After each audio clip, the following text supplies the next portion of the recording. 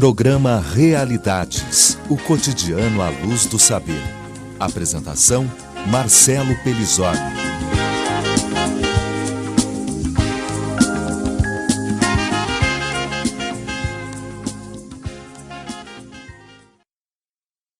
Boa tarde, estimados ouvintes. Estamos iniciando mais um programa Realidades, o cotidiano à luz do saber. Eu vou estar com vocês nessa hora conversando sobre práticas integrativas e complementares em saúde, que é uma política nacional que surgiu em 2006 no Brasil. E para conversar sobre isso, nós convidamos aqui o professor e médico Rodrigo Cariri, que atualmente é diretor de atenção básica, né, Prefeitura de Recife, e também esteve sempre envolvido há muito tempo com as práticas integrativas e complementares de saúde. Seja bem-vindo, Rodrigo, no nosso programa. Eu gostaria de iniciar perguntando um pouco sobre a sua trajetória, a sua história, desde quando se formou em medicina, né? Como é que chegou a esse tema da saúde integral, das práticas integrativas e complementares em saúde. Bom dia a todos, a todas. Obrigado, Marcelo, por estar aqui novamente e estar trazendo esse tema para o debate na rádio. E assim, começar por essa trajetória é um começo bastante interessante. Eu formei aqui na Federal de Pernambuco e estudei aqui na década de 90. Aqui nessa época a gente tinha um curso de medicina estritamente biomédico. Era um curso todo centrado no modo de entendimento da doença, que é o modo biomédico, o modelo biomédico. Eu me formei em 2000 sem ter nunca colocado os pés numa comunidade e tendo tido uma vivência muito pontual com a professora Odimariles no ambulatório de homeopatia que ela fazia aqui no Hospital das Clínicas. E no internato que a gente faz no curso de medicina, é o último ano, né, que a gente fica todo dentro dos serviços de saúde, para poder conseguir terminar o curso, porque era muita dureza, um modo de trabalho muito desumanizante, né, eu fui estudar aqui no Centro de Educação com o pessoal do Centro Paulo Freire. Eu fiz um curso de iniciação ao pensamento de Paulo Freire. Eu fiz movimento estudantil a vida inteira, mas quando chegou no internato eu decidi que eu precisava estudar medicina. Eu precisava saber diagnosticar e tratar as doenças, porque com a política que eu tinha feito durante os 6 anos do curso eu não ia resolver o problema das pessoas. Então eu me coloquei com muito afinco para estudar medicina, me afastei da vida do movimento estudantil e fui estudar educação com o pessoal de Paulo Freire. E um tempo depois eu fui fazer residência. Eu fiz residência em medicina de família e comunidade no Rio Grande do Sul, em Porto Alegre, no Centro de Saúde Escola Murialdo. E lá foi uma radical imersão, tanto na comunidade quanto nos movimentos sociais. Eu chego às práticas integrativas e complementares a partir da educação popular e saúde. Não é pela busca que as pessoas naturalmente têm por modos alternativos. Eu fui procurar modos de organização social, de organização da população, da comunidade, e essas formas de organização elas estão ligadas, de certa forma, a práticas que no meio acadêmico a gente chama de práticas tradicionais. A gente fala de práticas tradicionais, fala das tradicionais indígenas, ou dos índios da América do Norte, da América Central, da Ásia. A gente fala de medicina tradicional chinesa porque é dos povos tradicionais da China. E no Brasil seria a medicina dos índios, a medicina popular. Então eu chego para trabalhar práticas integrativas não com essa cara de práticas integrativas. Eu chego para trabalhar a partir da educação popular. Foi a partir da educação popular que eu fui convidado para estar no ministério de Humberto Costa, com Lula, no primeiro governo, numa secretaria que chamava Gestão do Trabalho e da Educação, que pensava que a educação popular ela tinha um componente importantíssimo na formação dos profissionais. Então, o meu papel era articular, entre aspas, os movimentos populares, os movimentos sociais, para que eles pudessem participar das rodas que discutiam a mudança na graduação. Aquela graduação que eu falei lá atrás, que eu fiz toda centrada no biomédico, né? Então eu era um cara que andava bem no meio do movimento popular, fui educador do MST, trabalhei com o pessoal do DST-AIDS, trabalhei com quase tudo que é manifestação de educação popular e saúde. E em 2005, 2006, eu sentava representando essa Secretaria do Ministério da Saúde na comissão que escreveu a Política Nacional de Práticas Integrativas, tentando colocar na política essa a cara do movimento social, nessa cara do movimento popular. E aí de lá para cá eu acabei, né, me tornando coordenador da política municipal, agora diretor de atenção à saúde, e fiz meu mestrado nessa área, um pouco dessa trajetória. Ok, Rodrigo. Dentro dessa sua trajetória, o que lhe chama mais atenção em termos dos desafios? Porque você falou do modelo biomédico, né, que na educação, que as universidades dos cursos de medicina, que é o seu caso, eles são mais biomédicos. Aí eu fico pensando quantas coisas teria para colocar os desafios em termos dessa visão biomédica. É uma visão mais, às vezes, mais tecnicista, né, mais reducionista em vários aspectos, olha o ser humano de uma forma muito, às vezes, dicotômica, né, separa o corpo e a mente, olha de uma forma muito, em termos biológico, químico, física, né, como a gente chama isso de reducionismo.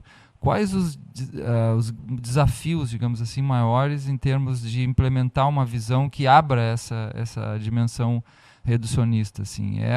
A tradição que as pessoas já estão colocadas, ou a classe médica também já tem uma visão muito formada aí dentro, né? Então, que desafios são esses em termos de uma visão mais ampliada que a gente vai passar a chamar de práticas integrativas? A minha busca, tanto pela educação popular quanto pelas práticas integrativas, elas se dão a partir de um entendimento do enfrentamento do capitalismo. A gente no movimento estudantil já estudava o capitalismo por um viés mais marxista, mais ortodoxo, de que a gente precisava construir uma nova sociedade baseada em valores, né, da classe trabalhadora.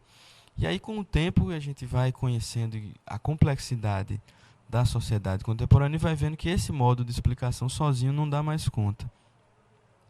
Mas então, como é que está organizado o capitalismo hoje em dia, né? E quais são as suas manifestações sobre os corpos das pessoas e, consequentemente, a relação disso com a sociedade? Então, essa é a inquietação presente para a gente o tempo inteiro, de dizer assim, como é que nos organizamos para o enfrentamento desse sistema que está aí. Então, não é apenas o modo de entendimento do processo saúde e doença, é o modo de organização da sociedade, um conjunto de valores que está em jogo. Mas é claro, nós estamos falando de que cabe a gente, profissional de saúde, militante, estudioso da área de saúde, dentro de toda essa complexa máquina, né, produtora de subjetividades. Então, a gente se entende dentro da máquina, se entende, não tem como estar de outra maneira, né? Tem muitos filósofos contemporâneos que ajudam a gente a entender essa mudança, né, por dentro. E a mudança das práticas de saúde, ela parece ser uma mudança que pode instituir uma nova cultura, instituir um novo modo de se colocar na sociedade. E eu, particularmente, dos grandes coletivos que a gente tem em torno disso, eu me considero um otimista e sempre esperançoso. Eu não entro muito no discurso de que nós perdemos, nós fomos derrotados e que nós precisamos construir uma alternativa. Não, eu acho que a produção social que leva a essa organização, ela é uma transição paradigmática, como você trabalha muito nos seus livros, né? É uma transição de um modelo que se superou, que se esgotou, ou seja, não tem como escapar. A afirmação do modelo que aí está, ela por si só, ela já frustra, né? Ela O modelo atual ele já mostrou as suas limitações. E atualmente ele empurra o ser humano para o abismo, né? Então a gente vai vendo a limitação da vida, não é só no morrer, mas no próprio viver, as limitações da vida que o modelo atual impõe. Limitações biopolíticas, digamos assim, limitações no IV. Ontem estava conversando no gabinete do secretário de saúde, dizendo assim, você já reparou que nós somos privados do direito de ir e vir, que estava lá na Constituição dos Direitos do Homem, lá na Revolução Francesa, que a gente dizia os direitos humanos estão em ir e vir, direito de escolha. E não tem mais o direito de escolha, não tem mais o direito de ter uma opinião sobre um determinado assunto, porque toda a sorte de informação que chega a você é controlada, né? São falhas no grande bloco institucional, um programa como o seu que permite chegar ao ouvinte uma opinião diferente. Mas, fora isso, sem nenhuma orquestração, sem nenhum governo, toda a cadeia de produção de informação é controlada. A gente também não tem capacidade de escolha sobre o que a gente come. A maioria das pessoas na sociedade precisam empreender uma luta hercúlea para poder ter o direito de comer aquilo que escolhe. Na grande maioria das vezes você tem que comer aquilo que lhe é imposto pela indústria, pela propaganda, pela organização da cadeia produtiva do alimento. Você não tem acesso. Mas esse modelo está empurrando as pessoas para a morte, se não a morte física, a morte em vida, né? Então eu acredito que o modelo se superou, acho que vivemos um novo tempo e uma construção de modelos alternativos, né?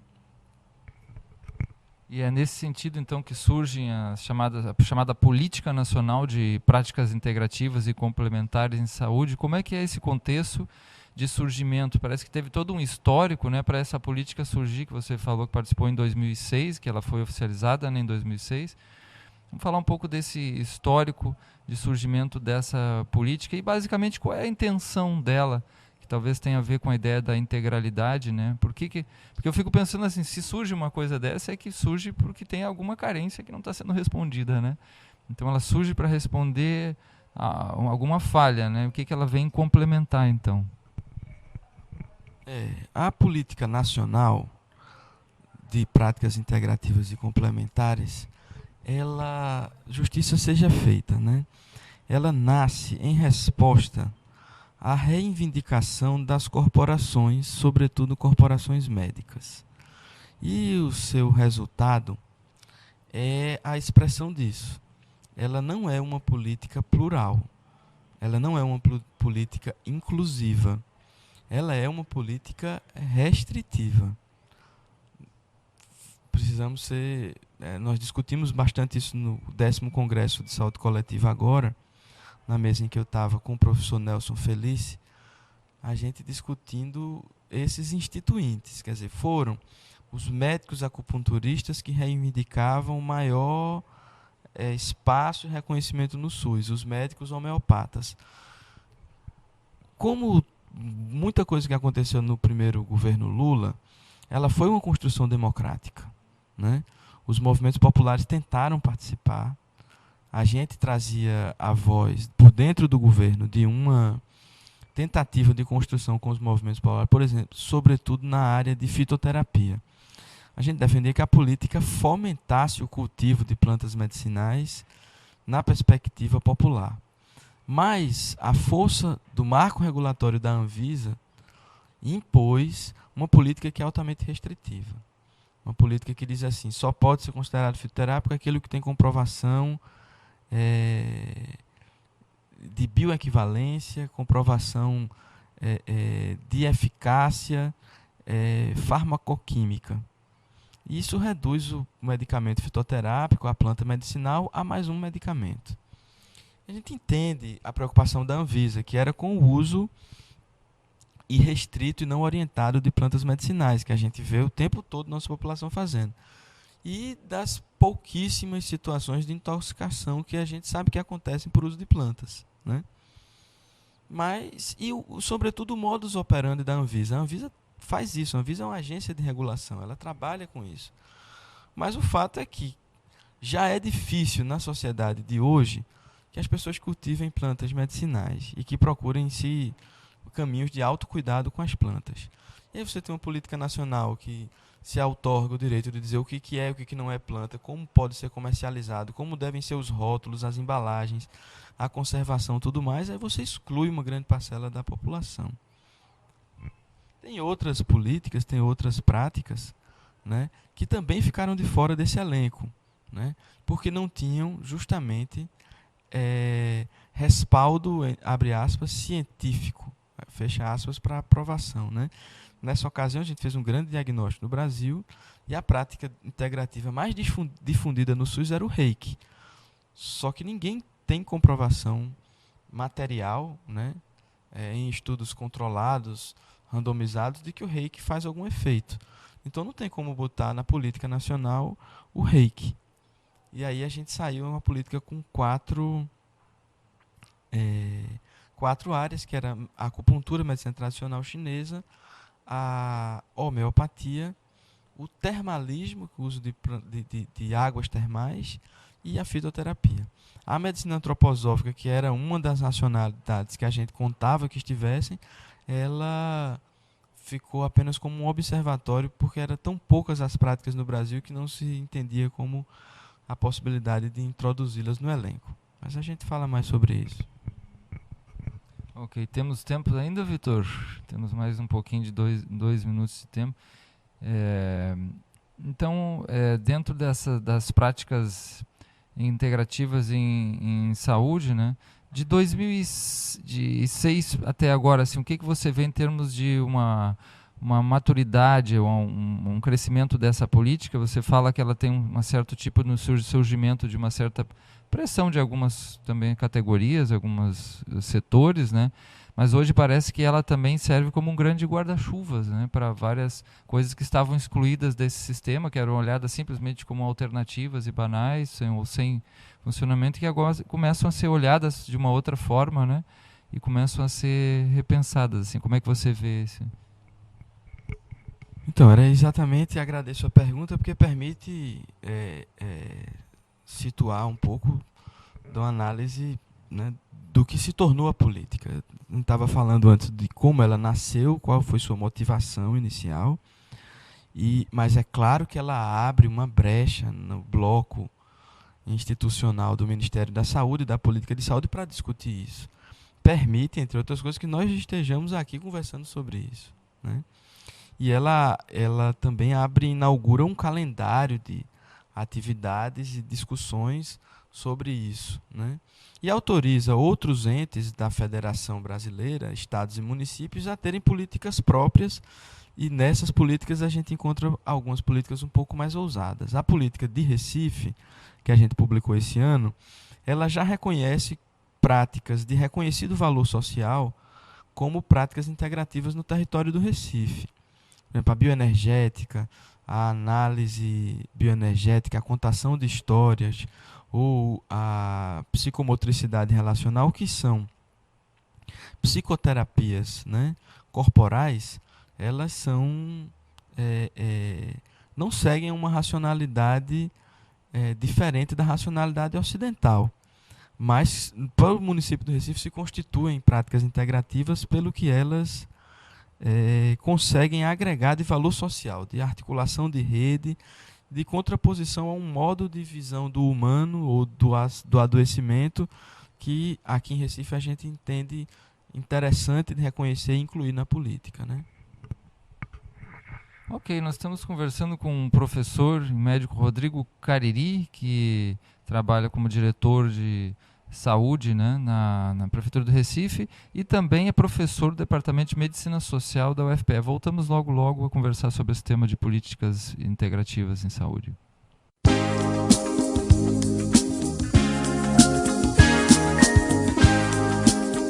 Estamos apresentando Realidades, o cotidiano à luz do saber.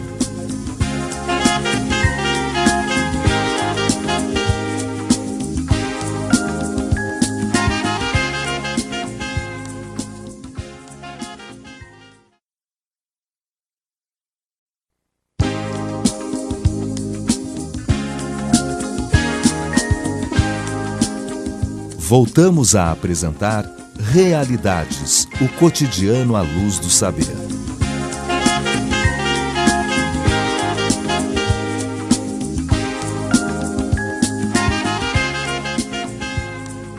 Nós estamos de volta conversando com o professor Rodrigo Cariri no tema das práticas integrativas e complementares em saúde. Ele falava do surgimento da política nacional em 2006 e falava também do crescimento, da oportunidade que significa essa política nacional para as visões, novas visões em saúde, né? Então vou passar a palavra para ele novamente para ele continuar essa exposição. Veja, paradoxalmente, ao que eu expliquei ser o princípio da política, o que mais cresceu desde a publicação da política para hoje no Brasil foram as práticas de não médicos. Foram os médicos que motivaram a criação. Porém, a dinâmica do mercado de trabalho em saúde faz com que seja muito difícil a incorporação dos médicos no sistema. O que eu quero dizer? Os médicos ganham muito bem no sistema privado, fazendo práticas integrativas e complementares. E nos últimos 10 anos, passaram a ganhar ainda mais. A capacidade do sistema de saúde de absorver profissionais dessa categoria para fazer práticas integrativas é muito restrita. Então, o que acaba acontecendo é que o que mais cresceu desde 2006 foram as práticas de acupuntura, práticas de medicina tradicional chinesa, como o Tai Chi Chuan, o Lian Kun, praticadas por outros profissionais de saúde. Psicólogos, professores de educação física, fisioterapeutas, nutricionistas, e quanto que os médicos tiveram um aumento significativo, mas comparado com o aumento das práticas de não médicos, ela foi um aumento muito pequeno. Então, o que a política nacional permitiu foi o reconhecimento dessas práticas, a identificação, o reconhecimento, saber o que é que elas estão no SUS, mas elas representam muito menos de 1% de tudo que é oferecido pelo SUS no Brasil. E, sobretudo, os municípios, né, que são o verdadeiro lugar de onde as práticas acontecem, nos municípios nós não encontramos um aumento significativo da oferta. Quer dizer, os municípios que já faziam práticas integrativas, eles passaram a fazer mais com foco nas atividades corporais produzidas por não médicos. Os municípios que não tinham, não passaram a ter por conta da política nacional. Então, enquanto mecanismo indutório, a gente tem que entender as suas limitações. Então, nos municípios, por exemplo, o município do Recife começou a fazer práticas integrativas antes da política nacional. Só que ele não tinha suas práticas reconhecidas no SUS. Era uma iniciativa própria da Prefeitura de Recife e isso repercutia para o cidadão do Recife. Com a política de 2006, a gente passa a enxergar e dizer, Recife faz tantas consultas de acupuntura por ano, faz tantas consultas de homeopatia e faz tantos grupos de Tai Chi, de Lian Kun. Né? Então, no Recife, a gente teve um aumento da produção, digamos assim, ambulatorial, mas nós também tivemos um aumento, uma ampliação do escopo da política. A política ela era restrita a uma unidade de práticas integrativas, que era Guilherme Abá, e hoje ela está nos territórios da saúde da família com um núcleo de apoio em práticas integrativas, que é o NAP. O NAP tem a função de levar práticas integrativas para as unidades de saúde da família na perspectiva do apoio matricial. O Ministério da Saúde, de 2010 para cá, vem ampliando a participação das práticas integrativas em políticas transversais, não na política focal, na política nacional, mas abriu brecha para que a gente tivesse práticas integrativas na academia das cidades. Abriu brecha para que a gente tivesse práticas integrativas no NASF, com a contratação de médicos acupunturistas e com um perfil profissional mais diverso, que foi onde o município do Recife pegou carona. Né? E a nossa menina dos olhos aqui do município do Recife é a nova unidade de cuidados integrais, que está sendo construída junto com a Universidade Federal, que é o CIS, né, o Centro Integrado de Saúde. E por que ela é a menina dos olhos? Por que ela é uma inovação? Porque ela é um marco nesse reencontro das práticas integrativas com as práticas populares. Quer dizer, ela, na verdade, é uma grande máquina biopolítica. O CIS a gente está pensando como uma grande máquina de ativação de processos biopolíticos, nos quais as práticas integrativas são fundamentais e muito importantes. Mas elas, nesse espaço, se aliam à nossa luta por uma comunicação social inclusiva, por uma comunicação pública, por uma comunicação que permita o enfrentamento dessa sociedade de controle que a gente estava falando no começo, né? Então, as práticas culturais, como as práticas do circo, né? Uma visão crítica do cinema e a capacidade de produção comunitária de filmes e de matérias para televisão, de matérias para a própria internet, é uma capacidade, né? Isso, atrelado às práticas integrativas e complementares, para nós é a nossa forma de resistência e de luta biopolítica, assim como tem sido pensado o Centro Integrado de Saúde, né? O Centro Integrado de Saúde é um projeto realmente muito bonito, que eu também faço parte lá com o meu grupo de pesquisa e extensão em saúde integral. E é bonito ver isso, né? Essa perspectiva do circo, da população, os meninos, né, trabalhando a questão do cinema, etc. É realmente muito bonito. Você falou da unidade Guilherme Abá, que você acompanhou, né, desde o início aí. Como é que tem sido a receptividade da população a essas práticas que surgiram, né, dentro dessa visão das práticas integrativas que a Guilherme Abá, essa unidade de saúde aqui de Recife, ela já proporciona já desde muitos anos? A gente que é pesquisador na área da saúde, a gente sabe que essa pergunta ela abre várias chaves para discutir, né? Como é que é a visão da população? Tem várias maneiras de analisar. Tem uma maneira mais simplória, mais objetiva até, que é analisar a satisfação do usuário, né? Perguntar assim, se ele está satisfeito ou não está satisfeito. Nesse aspecto, a unidade Guilherme Abá é a única unidade no Recife que possui avaliações positivas espontâneas na ouvidoria municipal. A gente tem um nível de satisfação do usuário que é maior do que muitos serviços da rede privada. Mas, além disso, como indicador, estou dizendo para você e para os ouvintes que a unidade motiva usuários da unidade a pegar o telefone na sua casa, ligar para a ouvidoria municipal e dizer assim, olha, eu estou ligando somente para agradecer e dizer o quanto é bom o atendimento nessa unidade. Então, temos um nível de adesão do usuário às práticas propostas que também é outro indicador, né? Um nível excelente de adesão. Mas tem outras formas de avaliar como é que isso mexe na vida das pessoas.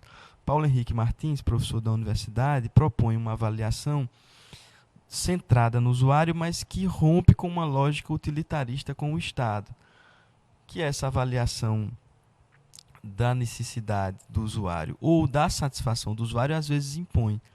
Se você pensar bem, a gente nunca vai estar satisfeito, né? A gente vai estar sempre querendo uma coisa a mais. E isso pode colocar o Estado refém de algumas necessidades ou de algumas condições que são não equânimes, né? Não igualitárias, que vão fazer com que determinados grupos, minorias ou maiorias, façam reivindicações para si ao detrimento da coletividade. E, sobretudo, impõe uma relação do cidadão com o usuário, que é aquela de que o cidadão tem que exigir e o Estado tem que sempre prover.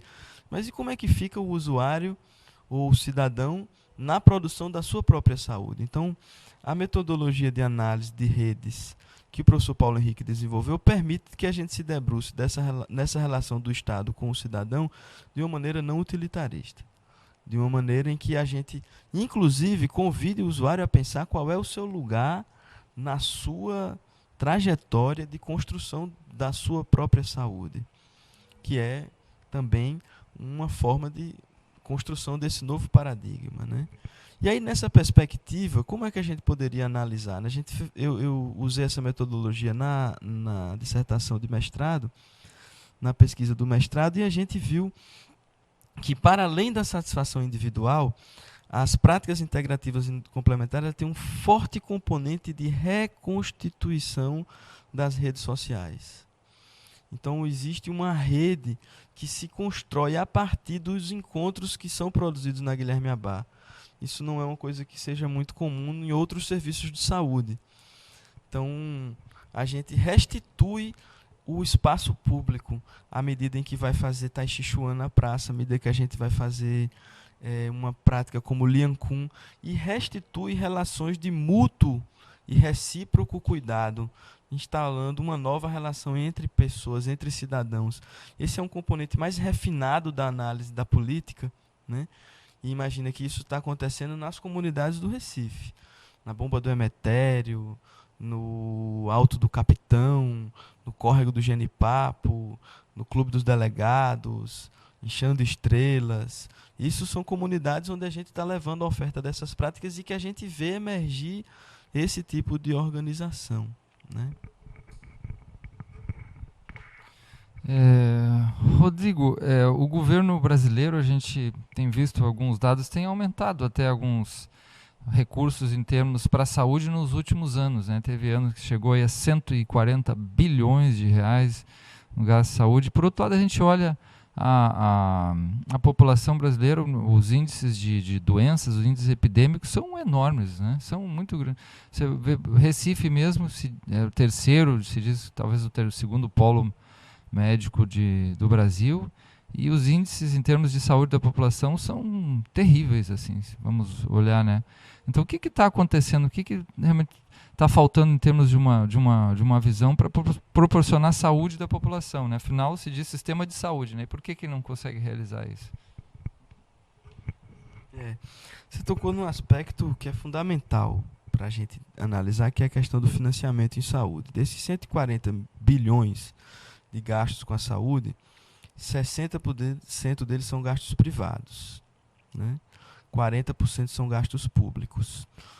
Isso entendendo que os gastos privados são, de certa forma, ressarcidos pelos gastos públicos, né? Porque o cidadão que compra serviços de saúde, ele tem parte desse valor descontado do que ele pagaria de imposto de renda, que seria convertido em gasto público de saúde mais adiante.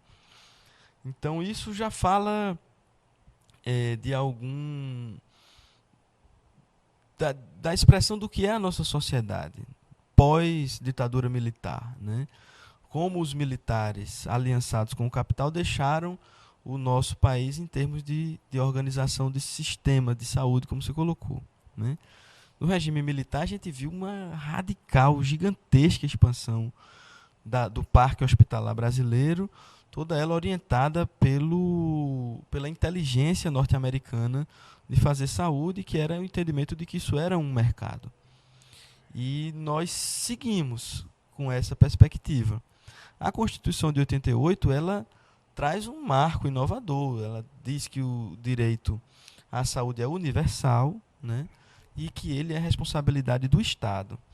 Isso é uma grande frente de batalhas, um grande enfrentamento, né? E é o que impede o próprio desenvolvimento de um sistema totalmente centrado na doença, que é economicamente inviável.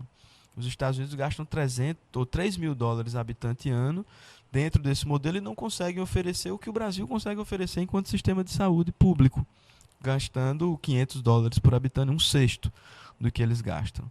Então, se a gente caminhasse para um modelo americano puro, a gente falia. E o que a gente vê no cotidiano do fazer a política de saúde é um enfrentamento diário entre as forças que procuram construir um modelo de saúde e as forças que tentam construir um modelo de mercado, né? Dentre as forças que têm o desejo, né, o impulso de construir saúde, não é só a prática integrativa que faz isso. Por exemplo, as práticas sanitárias, as práticas de saúde da família, as práticas de saúde coletiva são práticas que visam esse enfrentamento. Quando a gente tenta erradicar a filariose no Recife, a gente erradicou a filariose no Recife fazendo o uso de medicamentos quimioterápicos, de antibióticos, em larga escala, né? E de medidas que são todas pensadas na ótica de uma ciência positivista, biomédica.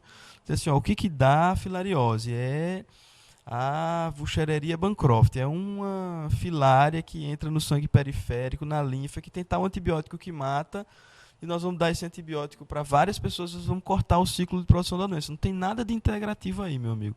Não tem nada de energia, não tem nada. Mas acabou, não tem mais filariose no Recife.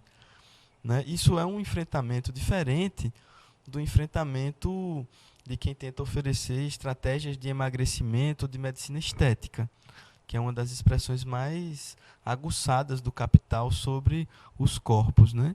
Mas esse conjunto de práticas de resistência à biopolítica do capitalismo, elas encontram uma oposição muito forte, uma oposição dentro das próprias pessoas, porque nós vivemos uma sociedade em que as pessoas gostam de consumir, precisam consumir, e muito.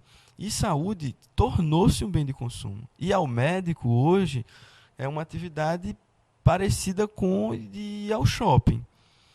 Fazer exame é parecido com comprar uma blusa nova ou sair para jantar. Né? Ela não tem mais aquela implicação simbólica que tinha do ir ao médico. Os consultórios médicos hoje eles parecem como salas de recepção de uma empresa, de uma loja. Tem um zelo pelo conforto, tudo mais. Quando antigamente a gente tinha uma preocupação de que aquele era um lugar de pessoas doentes. Né?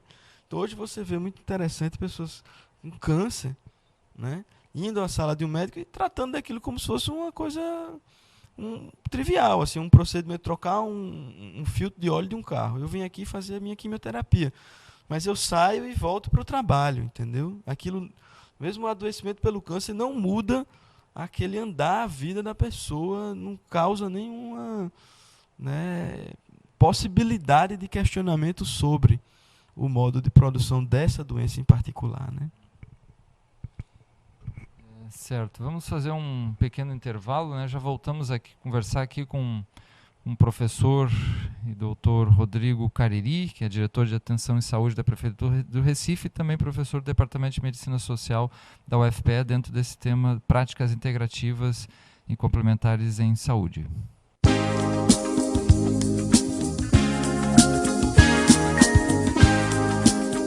Estamos apresentando Realidades, o cotidiano à luz do saber.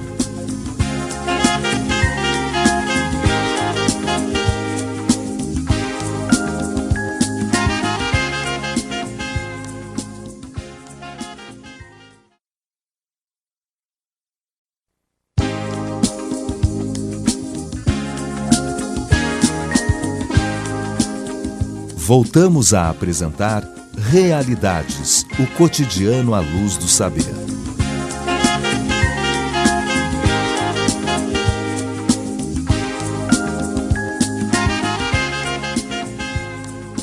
Nós estamos de volta aqui com o professor e médico Rodrigo Cariri, conversando sobre saúde, as práticas integrativas em saúde.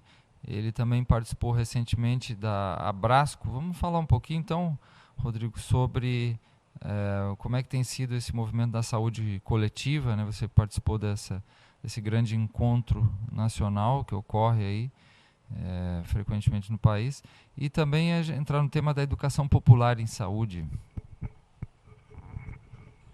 Bom, o Congresso da Abrasco foi o 10º Congresso Brasileiro de Saúde Coletiva. Ele é um congresso enorme, né? Ele é um congresso... Esse termo saúde coletiva é um termo que só existe no Brasil. Foi justamente na época da reforma sanitária, antes do SUS, que a gente discutia que organização a gente queria para a saúde brasileira. Então, esse conjunto de ideias que eu estava falando, né, de oposição ao capitalismo rizomático, da oposição ao capitalismo pós-moderno, né, era o que motivou a tentativa de cunhar-se um termo que não era o que a gente tem na literatura internacional como saúde pública, né? Você vai à literatura internacional, você vai ver Public Health Policies, né? E no Brasil se chama saúde coletiva. O que é a saúde coletiva? A saúde coletiva é um movimento em si, não é um campo de conhecimento apenas. E é um movimento um saber em movimento que traz para si os valores do conhecimento popular, do conhecimento que a academia chama de leigo, né? Então, sempre no espaço da Abrasco a gente teve, apesar da Abrasco também ser uma disputa dos sanitaristas por legitimidade dentro do universo acadêmico, né? Tanto que ela inicialmente chamava-se Associação de Pós-Graduação em Saúde Coletiva, hoje não mais, mas era uma tentativa de, dentro desse universo acadêmico, né, que disputa a cientificidade, ter um lugar para disputar a construção desse novo paradigma. A Abrasco sempre sempre acolheu no seu seio os movimentos populares que ajudaram os pensadores da reforma sanitária brasileira a construir o marco legal do SUS na Constituinte e, posteriormente, a Constituinte e as leis orgânicas que a gente tem da saúde. É nesse espaço também que a gente discute e avalia a política de práticas integrativas, mas desde 2005, na Abrasco, a gente tem um espaço alternativo que os movimentos populares constroem dentro do Congresso da Abrasco, conta com o apoio da organização, mas é todo construído pelos movimentos populares, né? Esse espaço nasceu no Espaço de Saúde e Cultura Ernesto Che Guevara, no Fórum Social Mundial de 2005 em Porto Alegre, que é a experiência que inspira o CIS aqui da Federal. E desde 2005 que todo o Congresso da Abrasco tem um espaço, né, que a gente chama tenda, na maioria das vezes a gente chama tenda Paulo Freire, porque é o grupo da educação popular que faz. E na tenda Paulo Freire a gente sempre mistura discussões teóricas, políticas, manifestos, atos públicos com práticas de cuidado. Então, dentro do Congresso da Abrasco, você está lá, tem a mesa discutindo desenvolvimento econômico e saúde. E do lado tem a tenda Paulo Freire, toda arrumada com aquela cara popular, onde as pessoas estão fazendo reiki, estão fazendo massagem, estão preparando alguns medicamentos fitoterápicos. Então, ela traz essa heterogeneidade. Mas, como eu estava dizendo, falando especificamente das práticas integrativas, as práticas nasceram dessa reivindicação popular. E as corporações de médicos, na época, procuraram construir uma barreira bem clara entre o que era prática integrativa e complementar e prática popular de saúde, para supostamente conseguir ganhar a política. Porque era arriscado que a gente não tivesse sequer a política de práticas integrativas se a gente abrisse demais o leque. E aí, a gente vem assistindo, eu faço parte de um movimento também que defende a reaproximação desses coletivos, né? Então, essa foi uma discussão muito presente nesse Congresso da Abrasco. Como é que a gente reaproxima esses coletivos? Tem um movimento muito interessante no Brasil que é da homeopatia popular. A Associação Brasileira de Homeopatia Popular é uma associação que tem muita força e muita capilaridade no Brasil inteiro. Mas que a Sociedade Brasileira de Homeopatia, que é toda de médicos, recusa, porque não admite que a homeopatia seja feita por qualquer outro profissional de saúde, senão médicos. Ou médicos veterinários. Só que veterinário só faz em bicho, não faz em gente. Então, criamos um apartheid, uma verdadeira barreira. Os homeopatas populares seguem fazendo homeopatia popular e ampliando acesso. E cuidando de muita gente no Brasil inteiro, sem perspectivas de diálogo com o poder público, porque estão fora da política, né? E enquanto que os homeopatas médicos seguem perdendo espaço na sociedade, desde que em 2008 um jornal britânico, Lancet, lançou um grande estudo de revisão de evidência científica contestando as evidências da homeopatia. Então a gente vê que cai a cada dia o número de médicos que se interessam por fazer especialidade em homeopatia, cai o número de médicos que oferecem homeopatia em seus consultórios, então cai o acesso da homeopatia, em termos gerais, globais e no SUS também. Então, essa é uma das expressões de por que a gente precisa se aproximar. A homeopatia no Brasil, se ela não se transformar em homeopatia social, ela vai ser extinta. Eu tenho dito aos colegas homeopatas isso. Se vocês não rediscutirem um marco de organização das práticas da homeopatia, vocês não saírem do consultório privado, que está dentro da cabeça de cada um, e pensarem em práticas coletivas e adaptarem esse saber de Hahnemann para o que é o século XXI e a América Latina e o Brasil, a especialidade vai ser extinta por falta de quadros. Então, mas não é só da homeopatia que nós estamos falando de várias outras práticas que têm, né, essa organização popular, que precisam ser tensionadas para saber se de fato estão fazendo esse enfrentamento ao capitalismo ou não, e como elas podem participar da formação dos profissionais para a construção desse novo paradigma, né? Mas também as outras práticas, as práticas chamadas integrativas e complementares, precisam se desafiar. Eu construo essa posição, Marcelo, muito a partir da experiência do Recife. Quando a gente começou a levar o médico acupunturista para a comunidade, para fazer acupuntura na comunidade, a gente começou a ver várias coisas que a gente não esperava, né? A gente não esperava que ia ser tão difícil esse encontro do saber, da racionalidade chinesa com a racionalidade ocidental e brasileira. Então, quando a gente leva esse médico para a comunidade, ele vai lá para fazer um diagnóstico em medicina tradicional chinesa e um tratamento que possa até chegar à necessidade de aplicação de agulhas, mas ele está indo para lá também para dialogar com o colega que está no PSF sobre como é essa forma de entendimento da vida que o chinês tem. E isso é muito difícil.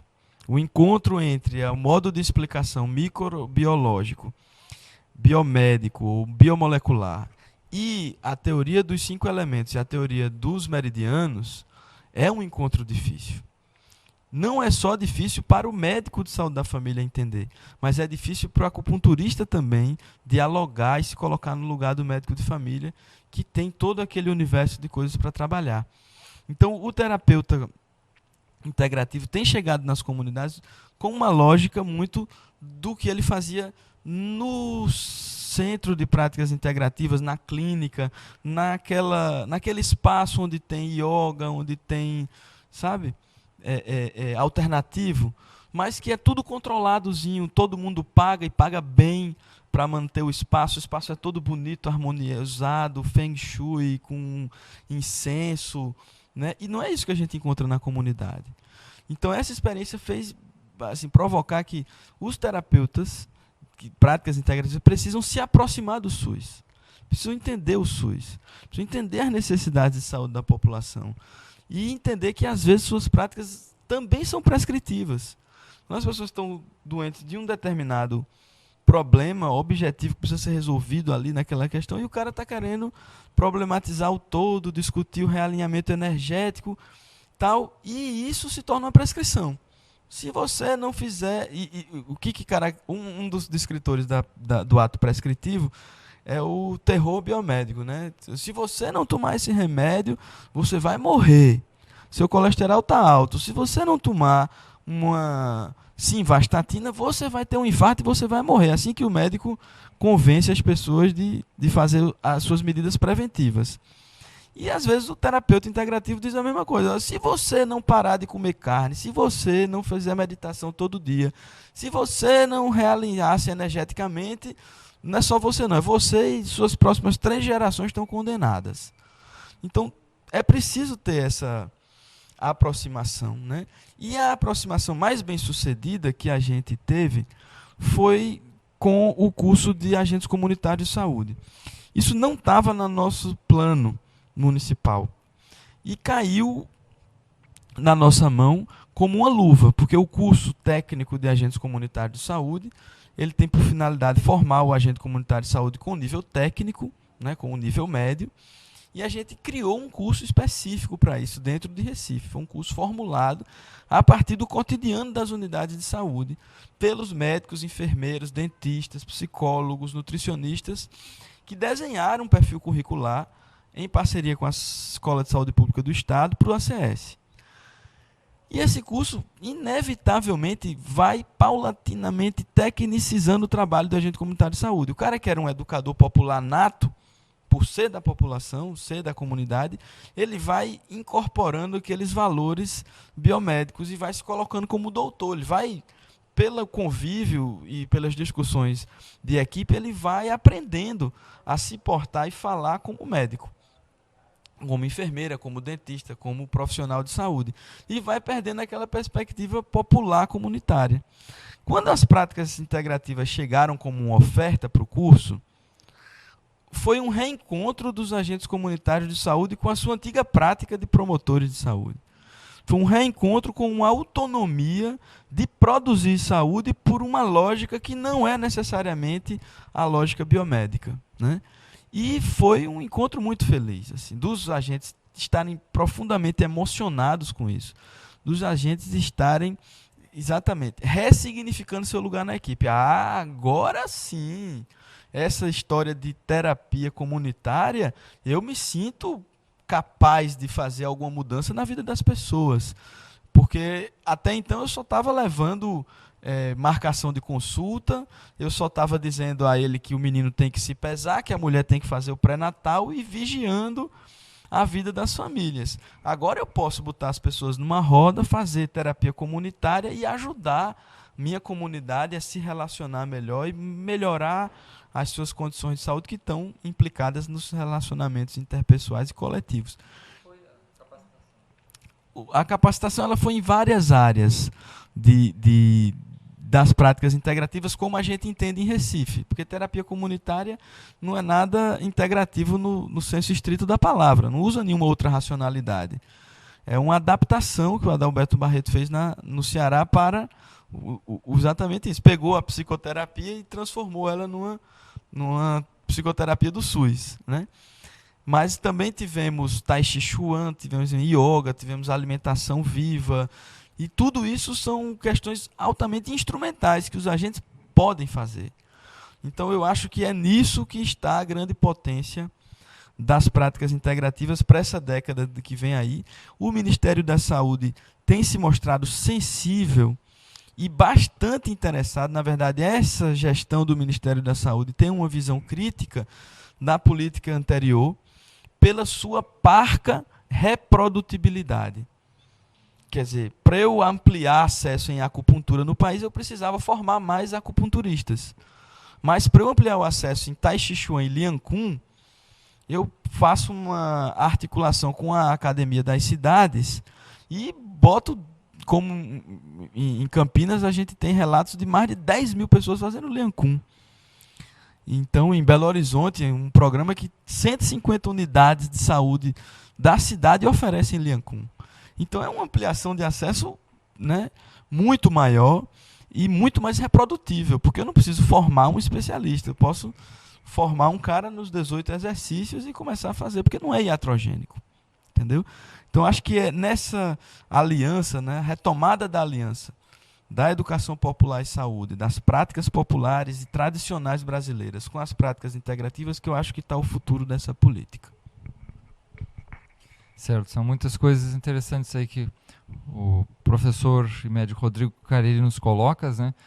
Eu queria também já aproveitar e fazer a divulgação novamente do nosso site, que é um site de saúde, que é www.curadores.com.br, www.curadores.com.br, onde você vai encontrar muito sobre essa visão das práticas integrativas e complementares em saúde, também a parte existencial, a parte ligada a conflitos.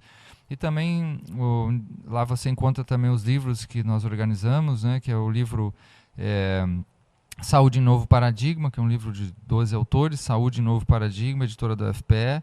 Também Os Caminhos da Saúde, Integração Mente e Corpo, que é da editora Vozes. E também um novo que está saindo agora, que é Novas Visões em Saúde, com 10 autores. Novas Visões em Saúde, inclusive, que tem um prefácio do professor Rodrigo Cariri, né? Então pode encontrar isso através do site www.curadores.com.br, também o nosso e-mail do programa, né? cairnareal@gmail.com, né? cairnareal, tudo junto, @gmail.com. Quantos minutos temos mais, Vitor? Mais 1 minuto. Então, vamos passar a palavra para o professor Cariri, para ele encerrar, falar alguma coisa sobre o que tem acontecido atualmente assim, nas suas ações em torno da saúde.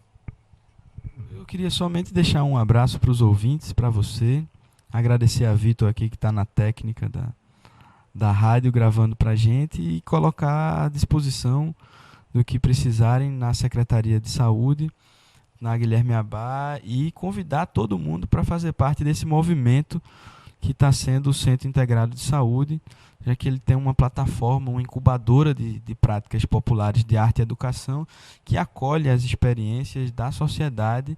Então, quem estiver interessado em estar oferecendo alguma prática, em estar se aproximando desse movimento, a gente está de braços abertos ali na Lindolfo Collor, 65, é na esquina do Engenho do Meio com a Roda de Fogo, aqui atrás da reitoria. No mais, dar os parabéns a Marcelo pelo programa e agradecer pelo convite. Ok, então, obrigado. Rodrigo Cariri, que é o diretor de Atenção em Saúde da Prefeitura do Recife, professor do Departamento de Medicina Social da UFPE, discutindo conosco o tema aí, práticas integrativas e complementares em saúde. Então, até a próxima. Você ouviu Programa Realidades, o cotidiano à luz do saber. Apresentação, Marcelo Pelizoli. Produção e edição, Maiara Lima. Edição de áudio, Normando Carneiro. Apoio, Proeste UFPE e professor Sandro Saião.